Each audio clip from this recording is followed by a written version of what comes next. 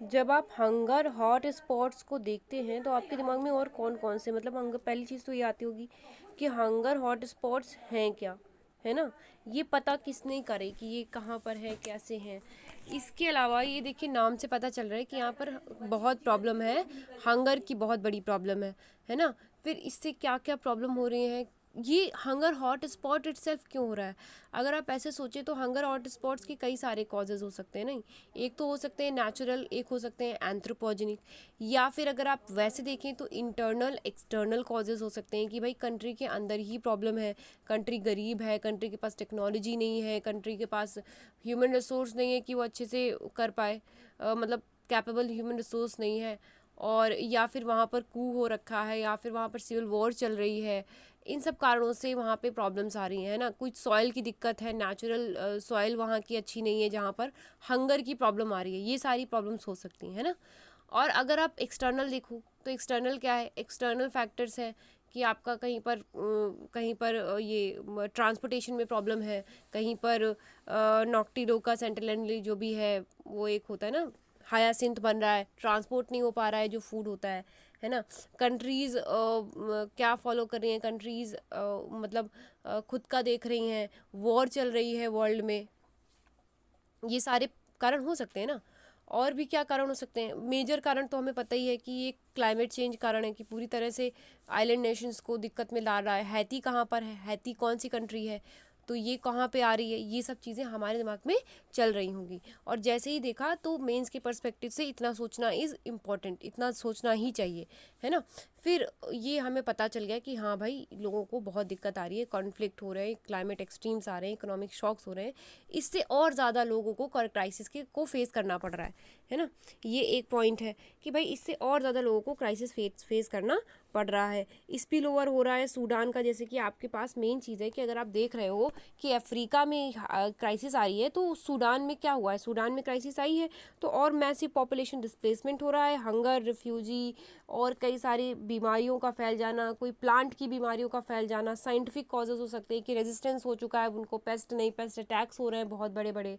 तो ये सारी चीज़ें सब दिक्कतों में दिक्कत ले आती हैं, ऐसे हमें सोचना है, विद इन सेकेंड सोचना है। और फिर इसके बाद हमें रिस्क क्या होंगे, deepening economic shocks and likely El Nino climate phenomenon हो रहा है वो राइज कर रहा है, El Nino climate phenomenon rise कर रहा है। इससे क्या होगा, क्लाइमेट एक्सट्रीम्स आएंगे कंट्रीज़ में, कभी तो पानी आएगा, कभी नहीं आएगा, कभी सूखा पड़ेगा, कभी बाढ़ आएगी। इन दोनों ही केसेस में दिक्कतें होंगी, है ना। Some droughts and flash floods, these two are the major words that we should use.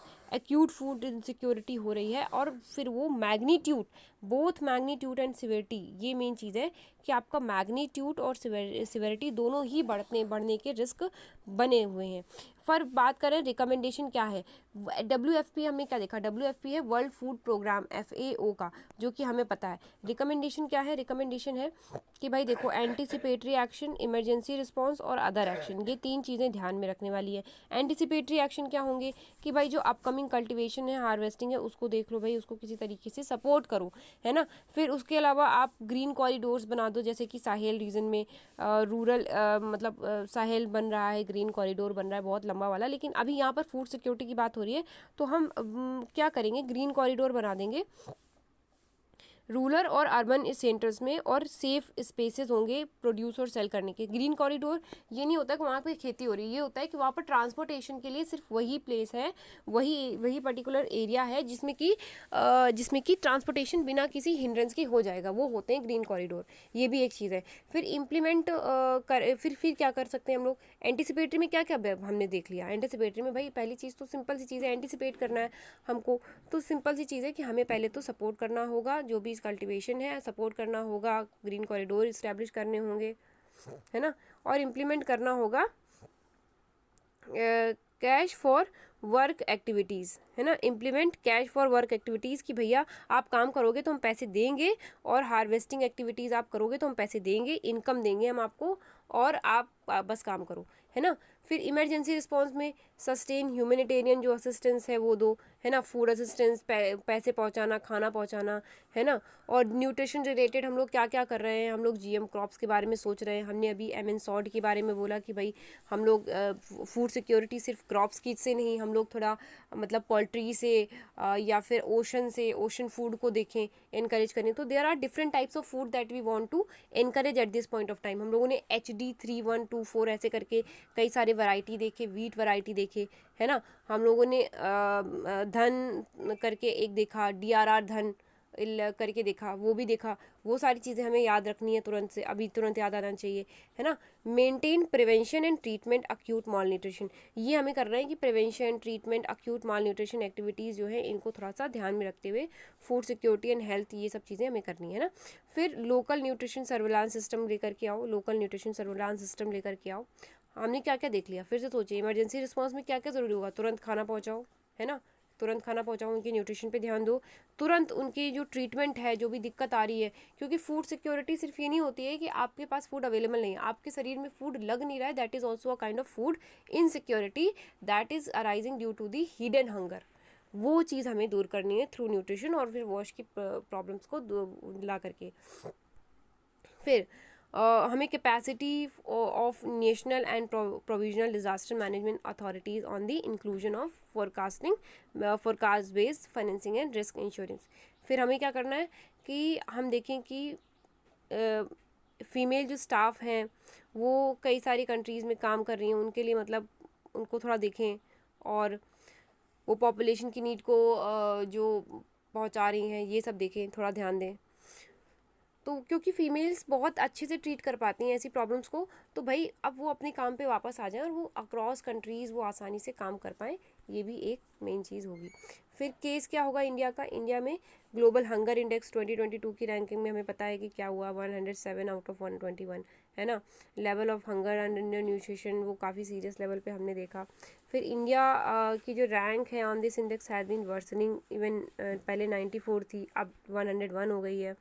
और ये सारी चीज़ें हैं, मतलब ये चीज़ें हैं, ये मतलब देख लीजिएगा एक बार आप जस्ट पॉज करके कि 16.3% of Indian are undernourished, इतना इंपॉर्टेंट नहीं है, है ना। लेस देन 20 अराउंड 20%, है ना, अराउंड 15% और अराउंड 16%, ऐसे करके आप सोच सकते हैं कि अराउंड 20% के क्या साथ क्या केस है कि अराउंड 20% जो है चाइल्ड वेस्टिंग है, highest rate of child wasting है इन द वर्ल्ड, ये चीज़ इसके मतलब फूड इंडेक्स के अकॉर्डिंग। फिर उसके अलावा जो 16.3% इंडियन है वो अंडर नरिश्ड है, और about 1 in every 3 child is stunted. यहाँ पर वेस्टिंग भी बहुत ज़्यादा है और स्टंटिंग भी बहुत ही ज़्यादा है ना। ये चीज़ हम लोग ध्यान रखेंगे। चलिए नेक्स्ट, रियल प्रॉब्लम यही है कि हम लोग लार्जेस्ट प्रोड्यूसर हैं, फिर भी हमारे साथ दिक्कत ये हो रही है। हम लोग सेकंड लार्जेस्ट प्रोड्यूसर हैं, वीट, राइस, वेजिटेबल के लार्जेस्ट प्रोड्यूसर है, मिल्क, पल्सेस, बनानास की, फिर भी हमारे यहाँ दिक्कत है ना। तो हम समझ सकते हैं कि भाई यहाँ पर हमारे यहाँ क्या हो रहा है, फिर लॉस हो रहा है। क्यों हो रहा है? लॉस हो रहा है। क्या हो रहा है? लॉस हो रहा है। वही हमें तुरंत याद आना चाहिए कि हमें जो डिस्ट्रीब्यूशन चैनल्स में ध्यान देना चाहिए।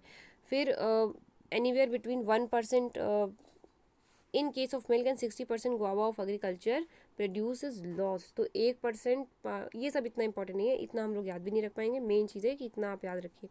फिर क्या कर सकते हैं हम लोग, है ना, क्या कर सकते हैं हम लोग? वही चीज़ कि भाई रियल टाइम मॉनिटरिंग करें चीज़ों की, थोड़ा क्लाइमेट चेंज पे ध्यान दें, थोड़ा कम्युनिटी पे ध्यान दें, थोड़ा सा हिडन हंगर को ध्यान दें, है ना, थोड़ा वेस्टेज को, थोड़ा कोल्ड स्टोरेज डेवलप करें, है ना। धन लक्ष्मी प्रोग्राम जो हम लेकर के आए थे, धन लक्ष्मी प्रोग्राम को देखें।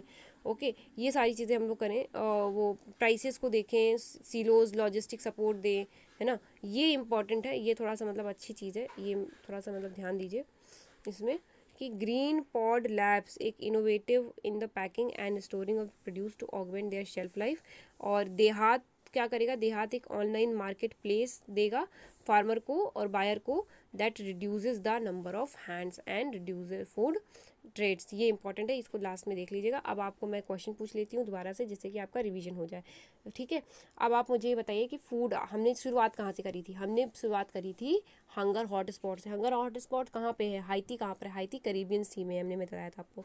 बताया नहीं था, अब सुन लीजिए। हैती कहाँ पर है उसको देख लीजिए, सोमालिया कहाँ पर है, सूडान कहाँ पर है, बुर्किना फासो कहाँ पर है, माली कहाँ पर है, ये सारी एरिया, बुर्किना फासो, माली और ये सोमालिया, नाइजर, ये सब किसी एक पर्टिकुलर ग्रुप का पार्ट हैं क्या, और ये सब मतलब थोड़ा सा देख लीजिए।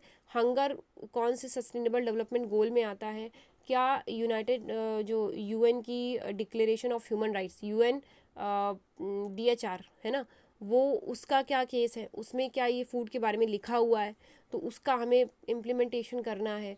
एक हमें सोशल लेवल पे, एथिकल लेवल पे सोचना है, वो क्या होता है, हमारा ये हो क्यों रहा है, इंडिया का क्या केस है, internal external anthropogenic natural causes क्या हो रहे हैं। बस इतना सारी चीज़ें सोच करके, दिमाग लगा करके कंक्लूजन की तरफ बढ़ चलिए कि भाई हमें अपना प्राइसेस को देखेंगे, हम मार्केट से रेगुलेट करेंगे, हम फार्म से लेकर के, फार्मर से लेकर के फार्म तक, फार्म से ले करके मार्केट तक, मार्केट से लेकर के मिनिस्ट्रीज तक, और जो भी है मिनिस्ट्री से लेकर के मेन तक, एवरीथिंग को हमें थोड़ा बहुत देख देख के चलना है। बस इतना ही था, ये 10 मिनट ले लिया इसने, बट अब 5 मिनट में कंप्लीट होगा क्योंकि हमने इसको कंप्लीट कर लिया है। जो भी हंगर से रिलेटेड प्रॉब्लम है उसको और अच्छे से कंप्लीट करेंगे फ्रॉम आवर नोट्स ऑल्सो।